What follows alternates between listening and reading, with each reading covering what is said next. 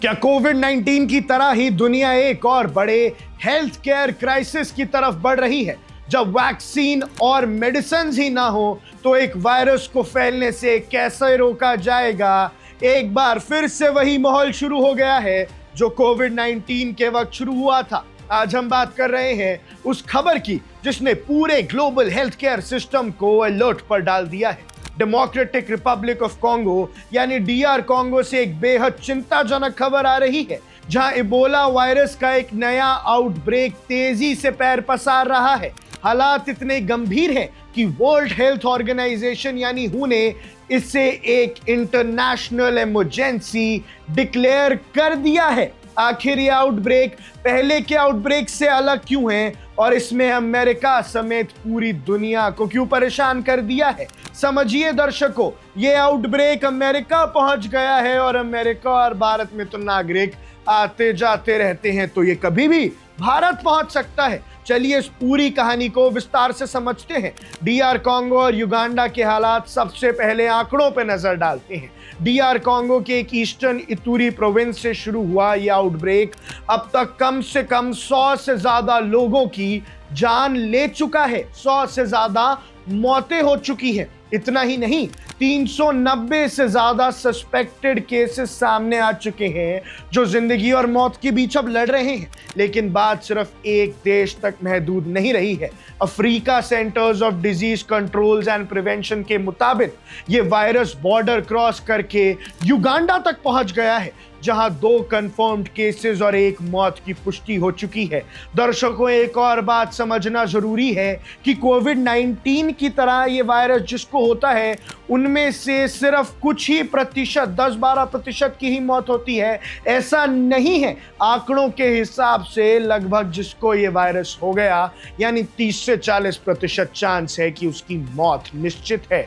WHO ने साफ warning दी है कि ये आउटब्रेक जितना दिख रहा है असल में उससे कहीं बड़ा हो चुका है, क्योंकि सर्विलियंस और रिपोर्टिंग में अभी भी गैप्स हैं। ये वायरस अफ्रीका में हो रहा है जहां टेक्नोलॉजी अभी भी उतनी आगे नहीं है, इसलिए धीरे धीरे करके आंकड़े सामने आते हैं। अब सवाल उठता है कि इस बार डर इतना ज्यादा क्यों है? इसका जवाब है इबोला का ये स्ट्रेन। इस बार जो वायरस तबाही मचा रहा है उसे बुंडीबुगियो वायरस कहते हैं और इबोला के कुछ स्ट्रेन्स के लिए हमारे पास वैक्सीन्स और ट्रीटमेंट्स तो मौजूद हैं, जैसे ज़ेरा स्ट्रेन के लिए है, लेकिन बुंडीबुगियो स्ट्रेन के लिए इस वक्त दुनिया में कोई भी अप्रूव्ड वैक्सीन या मेडिसिन नहीं है। यानी ये जो नया वायरस फैला है इसकी दवाई दुनिया में कहीं नहीं है।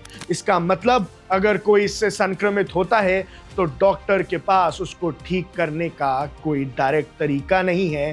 पूरा इलाज सिर्फ सपोर्टिव केयर पर टिका है। भैया, अब बात करते हैं अमेरिकन कनेक्शन और ग्लोबल पैनिक की। ये मामला तब और तेजी से हेडलाइंस में आया जब खबर आई कि कम से कम 6 अमेरिकन इस वायरस के एक्सपोजर में आ गए हैं। CBS न्यूज़ के मुताबिक इनमें से एक अमेरिकन सिटीजन में इबोला के लक्षण भी दिखने लगे हैं, जबकि 3 लोग हाई रिस्क कॉन्टैक्ट के दायरे में हैं। यानी दर्शकों, अमेरिका तक ये वायरस अब ऑफिशियली पहुंच गया है। US centres of disease control ने इन अमेरिकन्स को सेफ जगह पर इवैक्यूएट करने का काम शुरू कर दिया है। रिपोर्ट्स तो यहां तक है कि उनके जर्मनी के US मिलिट्री बेस पर क्वारंटाइन किया जा सकता है। इस सीरियस सिचुएशन को देखते हुए अमेरिका ने डीआर कॉन्गो के लिए लेवल 4 ट्रैवल एडवाइजरी जारी कर दी है, यानी वहां ना जाने की सख्त हिदायत साथ है। युगांडा, डॉक्टर कॉन्गो या साउथ सुडान से आने वाले नॉन US पासपोर्ट होल्डर्स पर 21 डे एंट्री रिस्ट्रिक्शन लगा दी गई है। यानी अब इन देशों से कोई भी नॉन अमेरिकी US नहीं जा सकता। इससे आपको सीखना चाहिए कि ये बात कितनी गंभीर है। फ्यूनरल्स बन रहे हैं सुपर स्प्रेडर।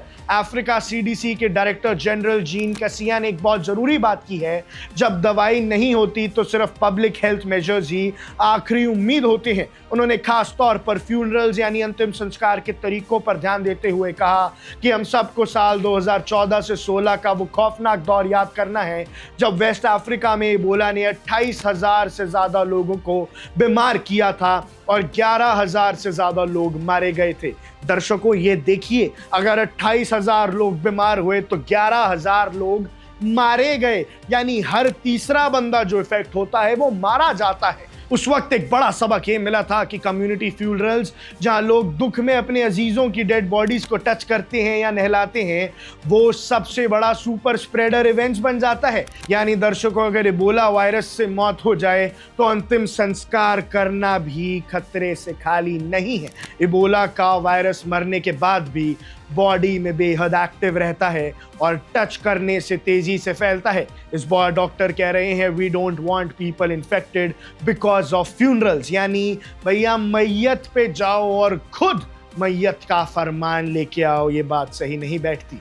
WHO ने साफ किया है कि हालांकि एक इंटरनेशनल इमरजेंसी है, पर अभी तक इसे पैंडेमिक का नाम नहीं दिया गया है, लेकिन लोकल और रीजनल स्प्रेड का खतरा बहुत बड़ा है। WHO ने सभी पड़ोसी देशों को क्रॉस बॉर्डर स्क्रीनिंग बढ़ाने और अलर्ट रहने को कहा है।